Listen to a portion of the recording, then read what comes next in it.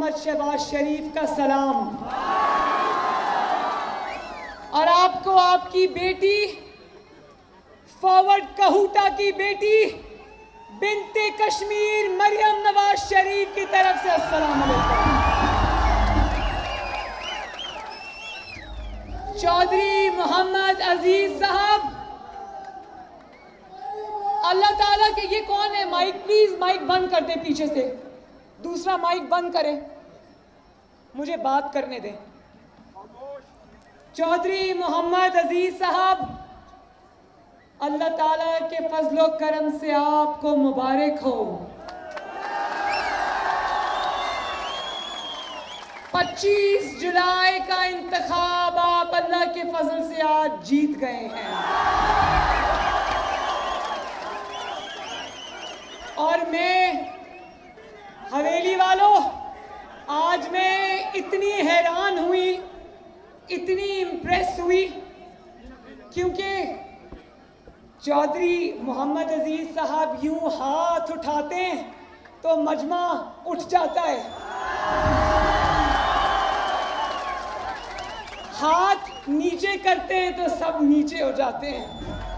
मैंने कई सैकड़ों जलसे किए मगर इतना नज़्म व ज़ब्त मैंने कभी नहीं देखा।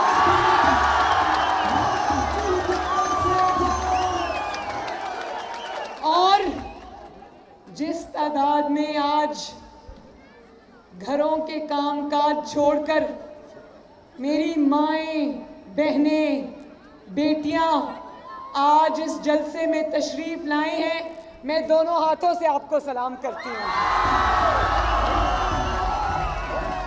आप सबको मेरी तरफ से बहुत बहुत प्यार। मैं भी चाहती हूँ कि मुझे भी ये आ जाए कि मैं हाथ ऊपर करूँ तो सब लोग खड़े हो जाएं, हाथ नीचे करूँ तो ठहरो, जरा आजमा के देखूं, आजमा के देखूं, चले।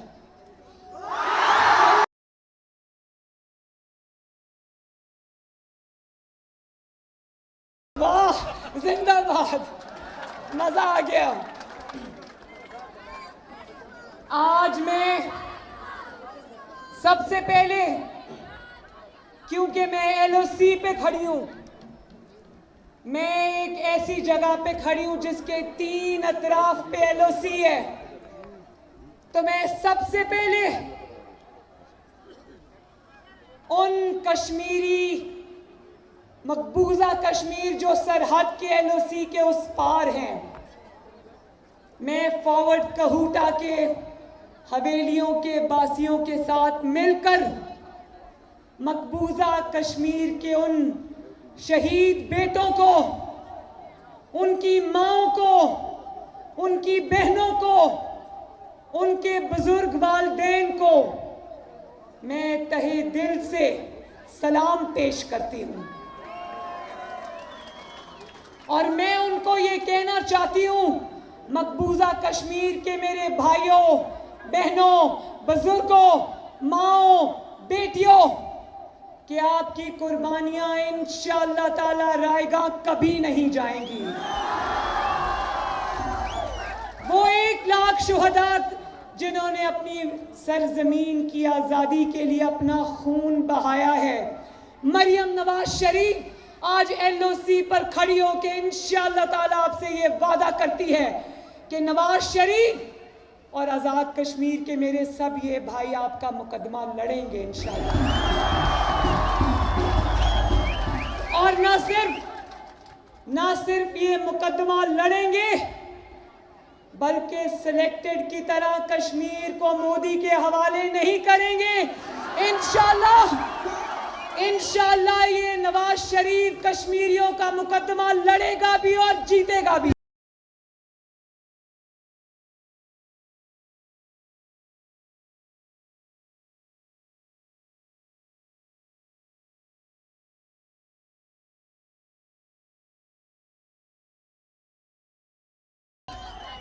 नवाज शरीफ जब कश्मीरियों का वकील होगा तो बुरहान वानी शहीद का मुकदमा उसने एक शेर की तरह امریکہ میں سلامتی کونسل میں لڑا تھا.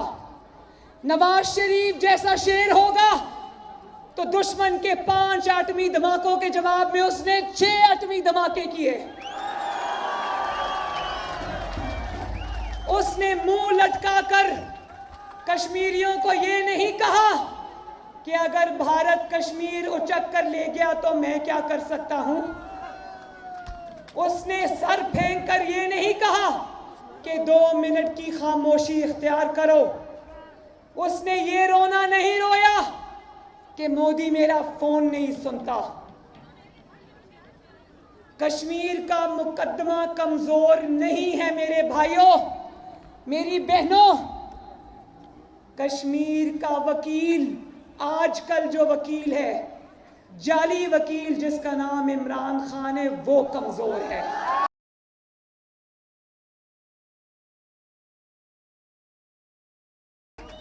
یہ مقدمہ صرف نواز شریف جیسا بہادر لیڈر لڑ سکتا ہے.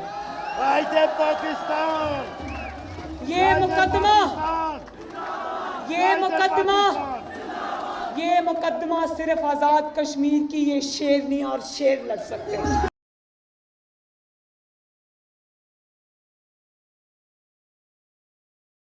میرے ساتھ مل کر پہلے سب آزادی کا نعرہ لگاؤ، جو کہ مقبوضہ کشمیر کے رہنے والے غیور عوام کے لیے ہے جو آزادی کی جنگ لڑ رہے ہیں.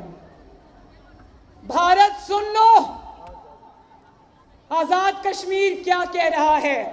ہم لے کے رہیں گے آزادی، ہم چھین کے رہیں گے آزادی، اب مل کے رہے گی آزادی. مائیں بھی بولیں آزادی، میرے بھائی بھی بولیں آزادی، جوان بھی مانگیں آزادی، اب مل کے رہے گی آزادی، ہم لے کے رہیں گے آزادی. انشاءاللہ آزادی لیں گے بھی، اور سب مل کر نواز شریف کی قیادت میں مقبوضہ کشمیر میں جائیں گے انشاءاللہ.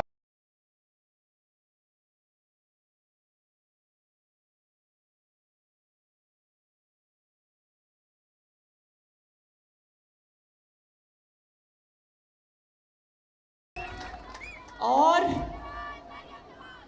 جو نواز شریف جو اس دھرتی کا بیٹا ہے، کشمیر کے ساتھ تو اس کا خون کا رشتہ ہے نا، خون کا.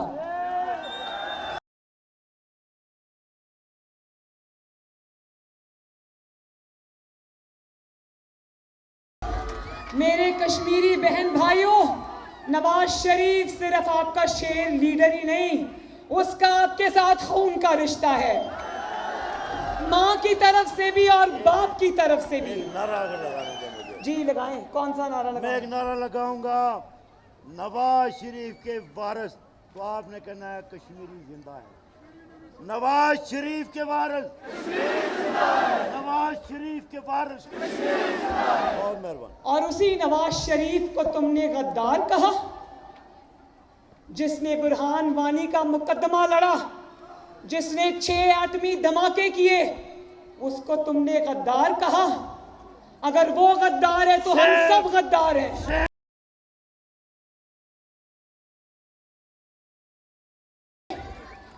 پاکستان میں جو جتنا بڑا محب وطن ہوتا ہے، اس کو غداری کا بھی اتنا بڑا لقب دیا جاتا ہے. تو جس کو غداری کا لقب ملے، غداری کے لقب بانٹنے کے لیے، چوروں کا لقب بانٹنے کے لیے، ڈاکو کا لقب بانٹنے کے لیے ہم نے بہت ساری فیکٹریز کھول رکھی ہیں. جس کا سیاسی مقابلہ نہیں کر سکتے، جس کا عوامی مقابلہ نہیں کر سکتے، جس کو عوام کے میدان میں شکست نہیں دے سکتے، اس کے لیے یہ پٹاریاں کھل جاتی ہیں. کہیں سے غدار کا لقب نکلتا ہے، کہیں سے چور کا لقب نکلتا ہے، کہیں سے ڈاکو کا لقب نکلتا ہے. تو میرے کشمیری بھائیوں، یہ بات یاد رکھنا، پاکستان میں جس کو غدار کا لقب دیا گیا وہ اتنا ہی بڑا محب وطن ہے. اور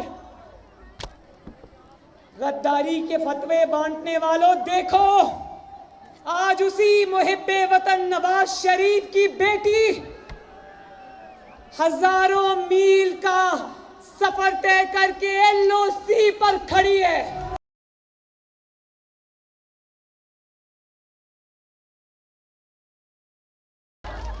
شکریہ شکریہ اور نہیں آپ کا شکریہ شکریہ شکریہ آپ کا شکریہ چودھری محمد عزیز صاحب، آپ کا شکریہ کہ آج آپ نے مجھے اتنے خوبصورت لوگوں سے ملنے کا موقع دیا.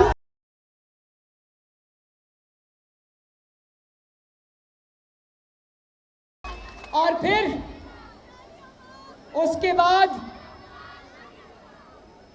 میں سرحدوں پر کھڑے پاکستان کی فوج کے ان محافظ بیٹوں کو بھی سلام پیش کرنا چاہتی ہوں جو کسی بھی سیاست سے بالا تر ہو کر اپنے وطن عزیز کے دفاع کے لیے سرحدوں پر کھڑے جانیں ہتھیلیوں پر لے کر اپنے وطن کا محافظہ کر رہے ہیں، محافظ بنے ہوئے ہیں، اپنے وطن کی حفاظت کر رہے ہیں.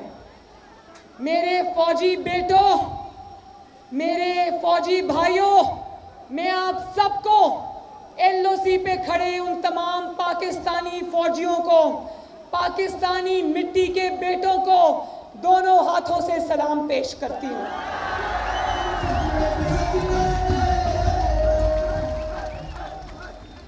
دہلی تک کرے گی موج، دہلی تک کرے گی موج، دہلی تک کرے گی موج. اور مجھے خوشی ہے کہ میں نے اپنے جلسوں کا آغاز اور ان کا جو درمیان تھا اور آج میرے جلسوں کا، میری کیمپین کا الحمدللہ آخری دن ہے. آج 13 دن ہو گئے میں کشمیر ہوں، گھر نہیں گئی واپس. میں نے گھر کیوں جانا تھا، میں تو اپنے گھر میں کھڑی ہوں.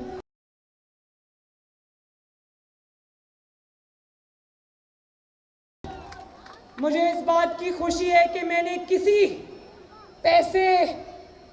پیسوں والی مشین کے پاس جلسہ نہیں کیا. کل میں باغ میں گئی، اسی باغ میں ایک دن پہلے اپنی نئی نویلی ATM کے پاس عمران خان نے آ کر جلسہ کیا تھا. سرکاری اخراجات کے باوجود اس جلسے میں باغ کے لوگوں نے جانے سے انکار کر دیا.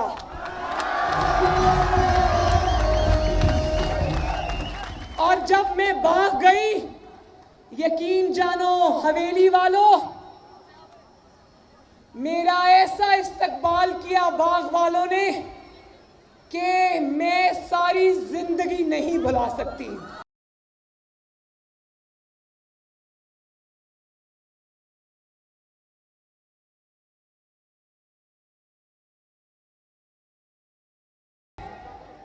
کہ باغ میں کیا نام ہے ان کے کینڈیڈیٹ کا جن کو وہ اٹھا کر اسلام آباد سے اسمگل کر آزاد کشمیر لے آئے ہیں، تنویر الیاس صاحب.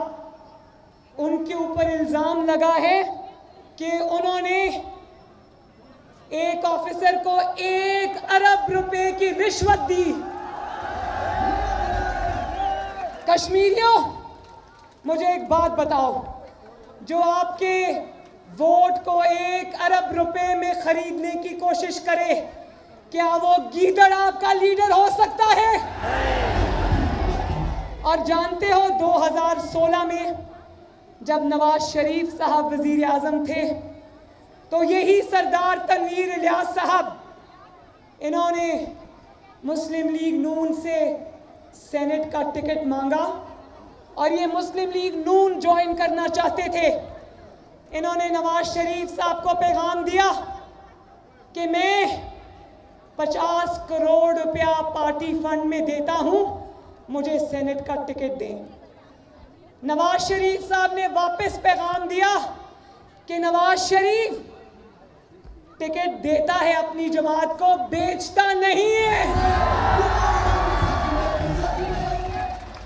और कश्मीर के अवाम आज ये पूछ रहे हैं कि रिश्वत पकड़ने वाले को, रिश्वत लेने वाले को तो आपने पकड़कर नौकरी से बर्खास्त कर दिया, जिसने रिश्वत दी है, जो रिश्वत देकर खरीदने वाला है, वो आज इमरान खान के साथ स्टेज पर क्यों बैठा है? शैम।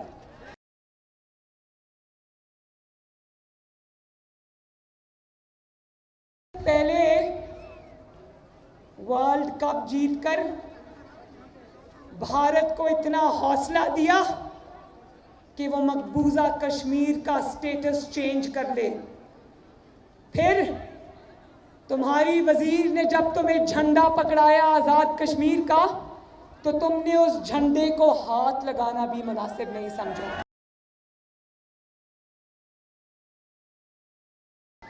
आज तुम आजाद कश्मीर को पाकिस्तान का सूबा बनाकर आजाद कश्मीर से उसका झंडा भी छीनने आए हो।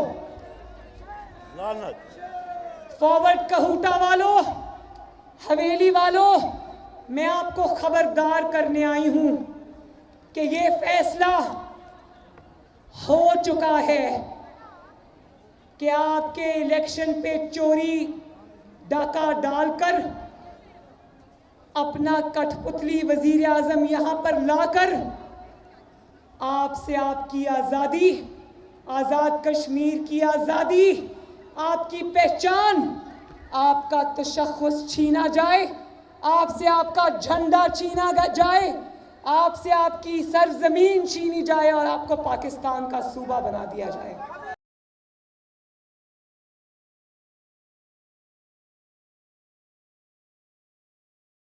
लेकिन बच्चा कट मरेगा, लेकिन जाली लीडर, जाली वोट, जाली तख्तियां, जाली मैंडेट, जाली मंसूबे, जाली दावे करने वाले, याद रखो कि आजाद कश्मीर में तुम्हारा कोई जाली दावा नहीं चलेगा।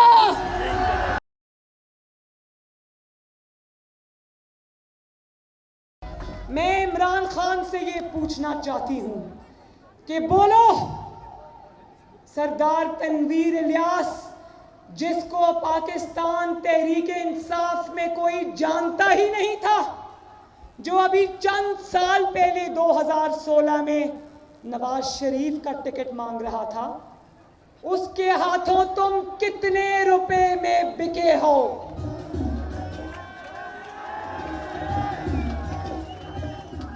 मैं पूछती हूं इमरान खान, तुमने इस नई नवेली एटीएम से कश्मीरियों का वोट कितने रुपए में खरीदा है?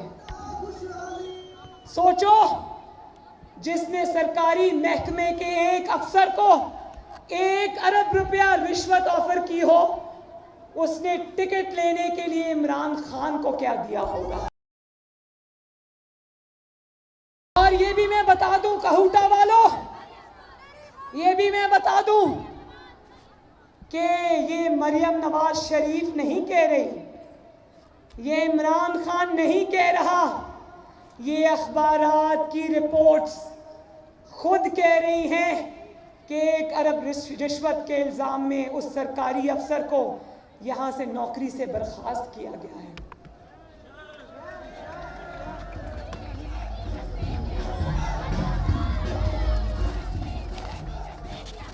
और देखो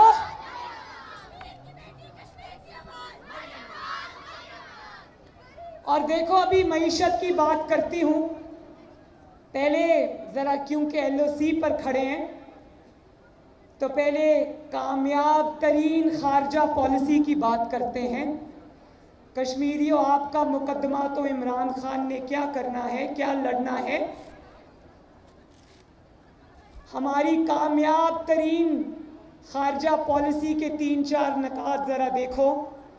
نواز شریف کو مودی کا یار کہنے والے جب تمہاری باری آئی تو کشمیر مودی کی جھولی میں پھینک کر آ گئے, اور واپسی پر عوام کو یہ کہتے ہو کہ میں ورلڈ کپ لے کر آیا ہوں. تمہاری کامیاب خارجہ پالیسی یہ ہے کہ سی پیک پہ آج چائنا نے کام بند کر دیا ہے. تمہاری کامیاب خارجہ پالیسی یہ ہے کہ داسو ڈیم کے اوپر چائنیز پر حملہ ہوتا ہے اور 10 چائنیز اہلکار مارے جاتے ہیں. تمہاری کامیاب پالیسی یہ ہے کہ چائنا جو نواز شریف کے وقت میں پروجیکٹس منصوبے پیسے لے کر پاکستان آ رہا تھا, آج وہ اپنے لوگوں کی ہلاکت کی تحقیقات کرنے پاکستان آ رہا ہے. تمہاری کامیاب خارجہ پالیسی یہ ہے کہ دن دہاڑے اسلام آباد سے افغان سفارتکار کی بیٹی اغوا ہو جاتی ہے اور تم منہ دیکھتے رہ جاتے ہو, اور بجائے اس کے کہ تمہیں اس کے بعد کوئی شرم آئے تم افغانستان سے معافی مانگو کہ میں سفارتکاروں کی حفاظت نہیں کر سکا کیونکہ میں سرکاری خرچے پر آزاد کشمیر میں آ کر ووٹ مانگ رہا تھا. بجائے اس کے کہ تم افغان بھائیوں سے معافی مانگتے, وزارت داخلہ کے پتہ ہے کیا بیان آ رہے ہیں اس بچی کے بارے میں جو اغوا ہوئی ہے, کہ وہ اس لیے اغوا ہوئی ہے کہ وہ وہاں اکیلی تھی, وہ ٹیکسی میں بیٹھی تھی. شرم آنی چاہیے تم لوگوں کو ایسی باتیں کرتے ہوئے. یہ کوئی بہانہ ہے؟ وہ چاہے اکیلی سفر کر رہی تھی یا ٹیکسی میں بیٹھی تھی, اس کی حفاظت تمہاری ذمہ داری تھی. اب کیا اپنی ناکامی چھپانے کے لیے تم نے سفارتی آداب کا بھی مذاق بنا کر رکھ دیا؟ شرم آنی چاہیے. اور ان کی خارجہ پالیسی کی ایک اور بات بتاؤں, جس دن شہید برہان وانی کی برسی تھی اس دن وزارت خارجہ میں ناچ گانا ہو رہا تھا.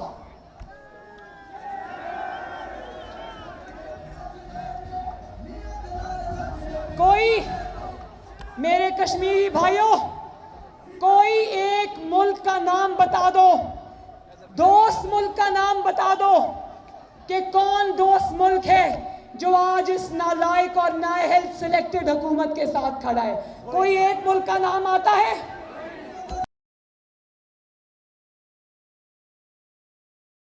اور اب معیشت کا حال سن لو ذرا پلیز, معیشت کا بھی حال سن لو.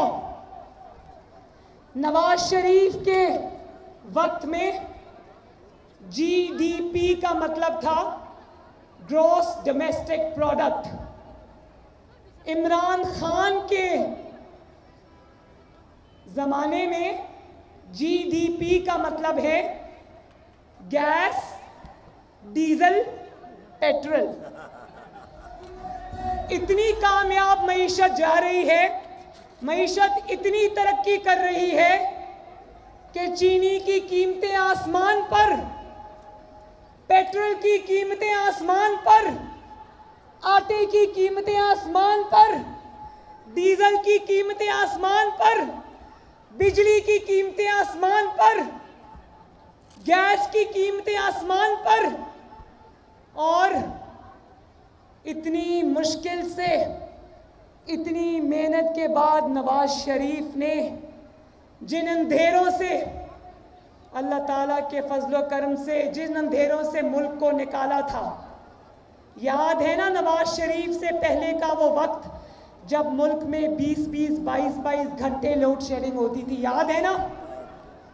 وہ لوڈ شیڈنگ نواز شریف 3 سال میں 0 پر لے آیا تھا. اب جانتے ہو پاکستان میں 1 گھنٹہ بجلی آتی ہے, 1 گھنٹہ بجلی جاتی ہے. اس 0 لوڈ شیڈنگ کو 12, 14, 16 घंटे की लोड शेडिंग पर लाने के लिए इतनी बड़ी नालायकी और नाअहली चाहिए होती है।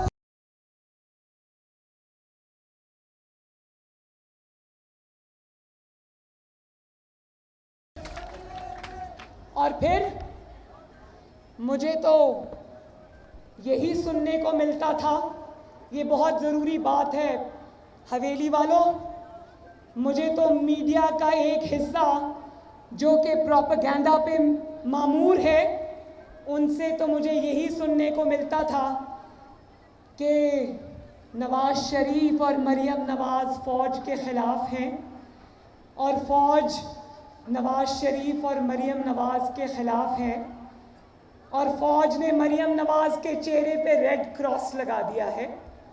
मेरा और नवाज शरीफ का तो मुझे पता था कि ये झूठ है, लेकिन मेरी कश्मीर के कैंपेन के दौरान मैं बहुत सारे इलाकों में LOC पर गई। यहाँ पर चप्पे चप्पे पर फ़ौजी जवान अपनी ड्यूटीज़ अदा कर रहे हैं।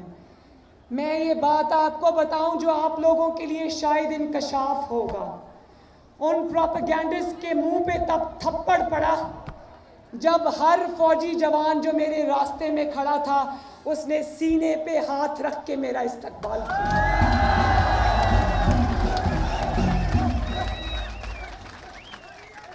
और एक फौजी ने मेरी गाड़ी रोककर मुझे ये कहा, उसने पहले इजाज़त ली कि मैं दूसरे दरवाजे पे जहाँ मैं बैठी थी, उसने कहा मैं उधर आ जाऊँ। मैंने कहा आओ बेटा, वर्दी में था। उसने कहा कि मैडम आपकी स्पीचेस हमें मोबाइल रखने की इजाज़त नहीं, आपकी स्पीचेस हम रेडियो पे सुनते हैं।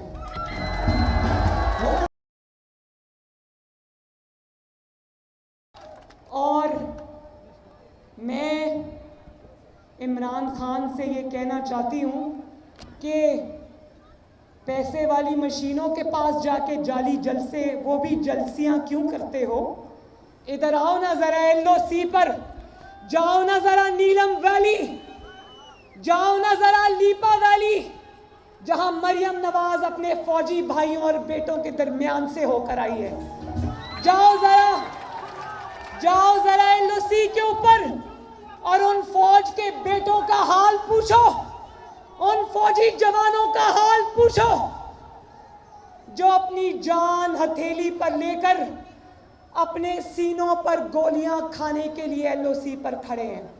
जरा पूछो उनसे जाकर कि वो वतन की हिफाजत की फिक्र करें, सरहदों की फिक्र करें, या अपने घर में तुमने उनकी तनख्वाहें 3 साल से नहीं बढ़ाई, या वो अपने घर में आटा, चीनी, बिजली के बिल, गैस के बिल, दवाइयों के बिलों की फिक्र करें। बताओ मुझे, वो वतन की हिफाजत करें या उनको अपने घर में अपने माँ बहनों बच्चों की फिक्रें खाए जाए? नवाज शरीफ था ना, तो इनकी तनख्वाहों में रोज हर साल रिकॉर्ड इजाफा हुआ करता था, क्योंकि नवाज शरीफ को ये एहसास था कि ये सरहदों पर खड़े हैं, अपने घरों से दूर हैं, इनको इनके घर में अखराजात की परेशानी नहीं होनी चाहिए। लेकिन इमरान खान जैसी नहूसत ऐसी पाकिस्तान पर छाई है कि आज फौजी जवानों के घरों में भी फिक्रें हैं, परेशानियां हैं। तो मैं इमरान खान से कहती हूँ, ज़रा आओ ज़रा सरहदों पर जाओ और फौजी जवानों का हाल पूछो।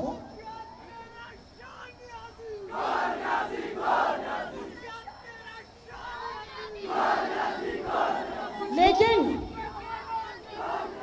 बच्चों, शेर जवानों, मेरी एक बात याद रखना कि जहां हम अपनी फौज के साथ खड़े, फौजी जवानों के पीछे उनकी सपोर्ट बनकर खड़े, वहीं पर अगर चंद अफराद ने जिनका नाम नवाज शरीफ ने लिया है, अगर उन्होंने अपनी आईनी हदूद से तजावज़ किया जैसा कि उन्होंने पहले किया है, تو یاد رکھو، نہ نواز شریف چپ بیٹھے گا، نہ مریم نواز چپ بیٹھے گی، اور نہ پاکستان کے عوام چپ بیٹھیں گے۔ اگر فوج کے ادارے کا نام استعمال کیا، اس کو سیاست کی نظر کیا، اس کو عوام کے درمیان میں لا کر کھڑا کر دیا، تو یاد رکھو، اپنے فوج کی عزت کی خاطر، پاکستانی اور کشمیری عوام کے ووٹ کی عزت کی خاطر، آئین پاکستان کی سربلندی کی خاطر، نواز شریف بھی بولے گا، مریم نواز شریف بھی بولے گی۔ چاہے تم مریم نواز کو نیب میں بند کر دو، چاہے تم پہلے کی طرح مریم نواز شریف کو سزائے موت کی چکی میں ڈال دو، چاہے تم نیب کے باہر کھڑے ہو کر مریم نواز شریف پر گولیاں برساؤ یا پتھر برساؤ، جہاں آئین پاکستان کی بات آئے گی، جہاں عوام کے حق کے حکمرانی کی بات آئے گی، مریم نواز نہ ڈرے گی نہ گھبرائے گی انشاءاللہ۔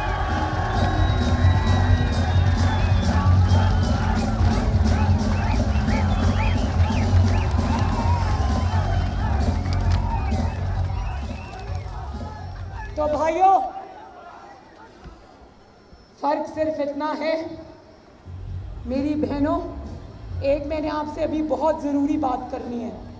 فرق صرف اتنا ہے کہ عمران خان نامی ایک شخص نے، اگر میں آپ کو نواز شریف اور عمران خان کا میرا دل نہیں کرتا ایک ہی لائن میں دو نام یہ والے اکٹھے ہوں۔ عمران خان کی اتنی اوقات نہیں ہے کہ نواز شریف کے ساتھ اس کا نام بھی لیا جائے، کیونکہ آج 3 سال کے شیم پیج کے باوجود نواز شریف وہاں بیٹھا ہے اور یہاں پر عمران خان اس کا نام لے لے کر دن رات ہلکان ہوتا رہتا ہے۔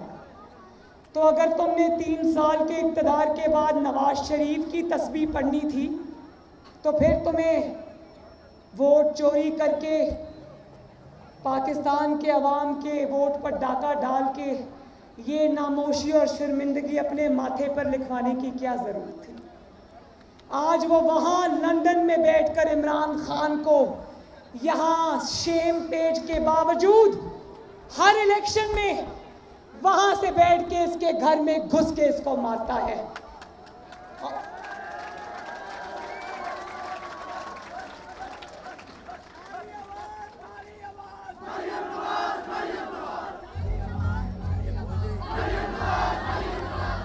اور اگر میں 2 جملوں میں آپ کو نواز شریف اور عمران خان کا فرق بتاؤں تو وہ یہ ہوگا، عمران خان نے اپنی کرسی کی خاطر 22 کروڑ عوام کی، ان کی خوشیوں کی، ان کے ووٹ کی قربانی دی، اور نواز شریف نے، فارورڈ کہوٹا والوں، نواز شریف نے 22 کروڑ عوام کے حق کے حکمرانی کی خاطر اپنی کرسی کی قربانی دے دی، اپنی حکومت کی قربانی دے دی۔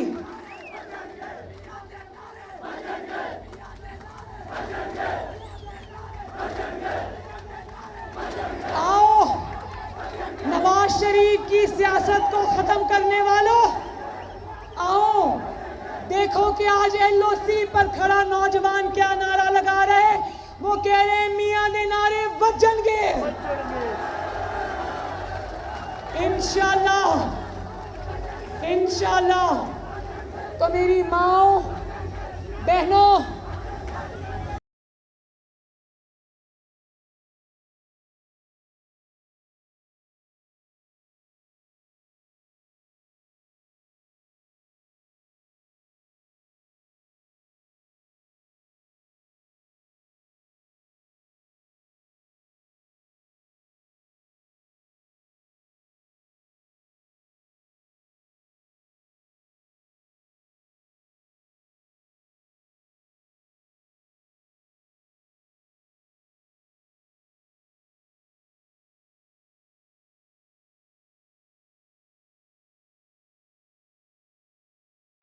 آپ سے یہ کہنا چاہتی ہوں میری ماؤں، بہنوں، بیٹیوں، جس طرح آج آپ لوگ اپنے گھر کو چھوڑ کے میرے جلسے میں شرکت کرنے آئے ہو، اسی طرح ہاتھ اٹھائیں اور میرے ساتھ وعدہ کریں کہ 25 جولائی کو اپنے گھروں میں کوئی نہیں بیٹھے گا، کیونکہ 25 جولائی کو صرف الیکشن کا دن نہیں ہے، اس میں آپ کی عزت اور خود مختاری اور ترقی کا فیصلہ ہونا ہے، اور ترقی میں سب سے بڑا ہاتھ پاکستان اور کشمیر کی ماؤں، بہنوں، بیٹیوں کا ہوگا انشاءاللہ۔ کوئی اپنے گھروں میں نہ بیٹھے، کپڑے بھی دھل جائیں گے، کھانا بھی پک جائے گا، صفائی بھی ہو جائے گی، پہلے ووٹ ڈال کر آنا ہے، ٹھیک ہے؟ اور پھر میں اپنے شیر جوانوں سے مخاطب ہوں،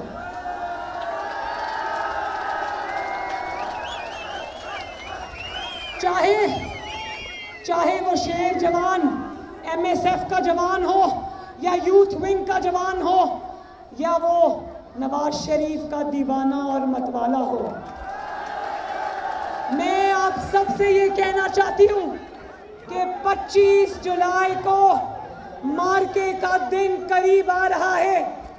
آپ نے جتنے جوش سے ووٹ کو عزت دو کا نعرہ لگایا، اس سے زیادہ جوش سے 25 جولائی کو آپ نے ووٹ کو عزت دلوا کے رہنی ہے۔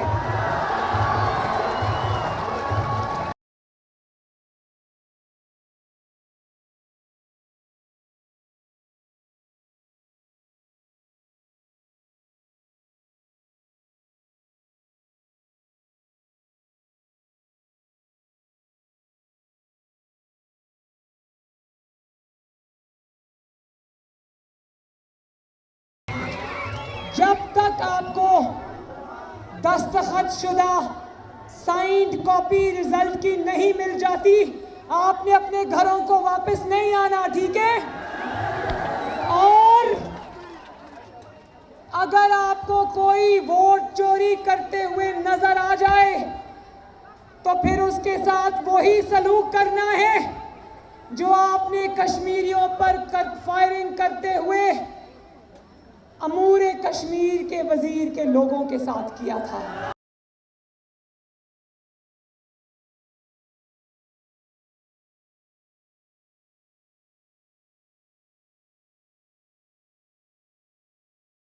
چودھری محمد عزیز صاحب، اگر آزاد کشمیر کے نتائج تبدیل کرنے کی کوشش کی گئی، جو سن رہا ہے سن لے، مریم نواز شریف کشمیر کے اس جم غفیر کے ساتھ کھڑی ہو کے آپ کو تنبیہ کر رہی ہے، آپ کو وارننگ دے رہی ہے کہ وہ الیکشن جو اللہ تعالیٰ کے فضل و کرم سے نواز شریف جیت چکا ہے،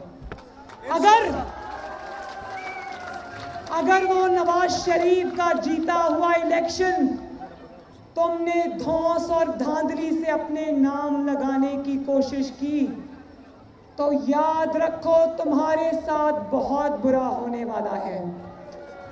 پھر جیسے چودھری عبدالعزیز صاحب نے کہا کہ پھر فارورڈ کہوٹا اٹھے گا، حویلی اٹھے گی، اور ہو سکتا ہے کہ مریم نواز آپ کو شارع دستور پہ پہنچنے کی کال دے۔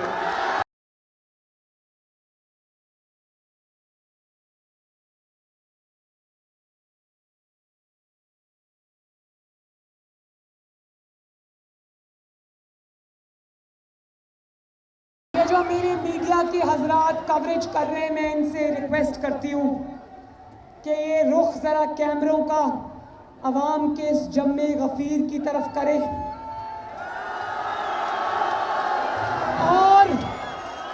اور بتا دیں ووٹ چوروں کو جو گھات لگا کر بیٹھے ہیں کہ تمہارے جلسے، جن کو کشمیر کی عوام نے جلسیوں کا نام دیا ہے، تمہارے تو اب کینڈیڈیٹس بھی بول اٹھے ہیں کہ عمران خان صاحب پاکستان یہاں جاؤ، واپس ہمارے حلقے میں نہ آنا، جو 4 ووٹ ہم کو ملنے ہیں وہ بھی نہیں ملیں گے۔ تو اپنے اتنے ناکام ترین سرکاری جلسوں کے بعد اگر تم نے کشمیر کا الیکشن چوری کرنے کی کوشش کی تو نہ آزاد کشمیر مانے گا، نہ نواز شریف مانے گا، نہ مریم نواز نتائج کو مانے گی۔